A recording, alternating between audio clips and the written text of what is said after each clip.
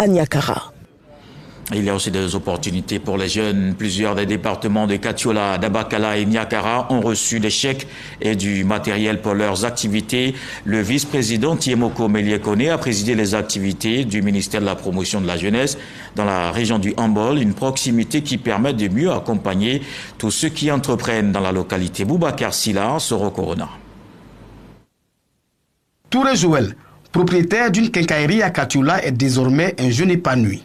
Il a bénéficié en 2024 d'un montant d'1 million de francs CFA du programme jeunesse du gouvernement, PJGouv. J'avais tout décidé, rêvé de travailler pour moi-même. Aujourd'hui, j'ai mes propres chantiers et j'arrive à livrer des matériels sur mes différents chantiers. À l'instar de Touré Joël, Go Laurence a elle aussi obtenu un prêt pour le ravitaillement complet de sa supérette en produits de consommation.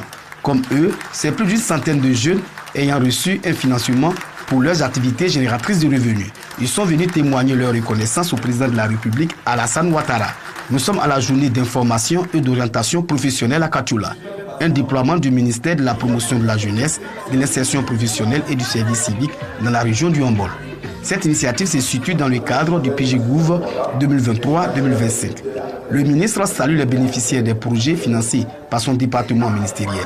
Mamadou Touré souligne que ces jeunes incarnent les résultats positifs de l'année de la jeunesse dans le Hambol avant de dresser le bilan des actions gouvernementales en faveur de l'insertion professionnelle des jeunes dans cette région. Quand je prends le département de Tabakala, nous avons 4 292 bénéficiaires pour 1 434 203 017 francs. Quand je prends le département de Katiola, nous avons 2299 bénéficiaires pour 693 986 387 francs CFA. Et quand je prends Niakara-Mandourou, le département, nous avons 2294 bénéficiaires pour 861 290 868 francs CFA.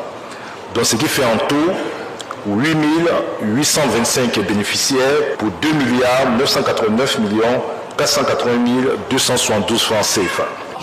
Le vice-président de la République exprime sa satisfaction face à la mobilisation des jeunes avant de leur demander de saisir toutes les opportunités offertes par les programmes gouvernementaux.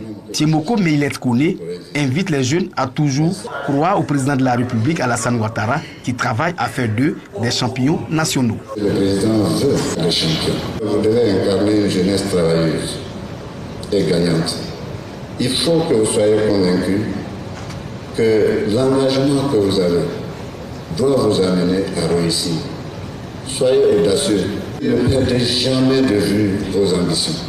Pendant la cérémonie, les attestations de fin d'émission aux bénéficiaires TIMO du PDG 3, du matériel aux bénéficiaires TIMO, Agence Emploi Jeunes et des chèques pour le financement d'activités génératrices de revenus ont été remis aux jeunes. En 2025, 1239 jeunes seront pris en charge pour un coût global de 503 millions de francs CFA.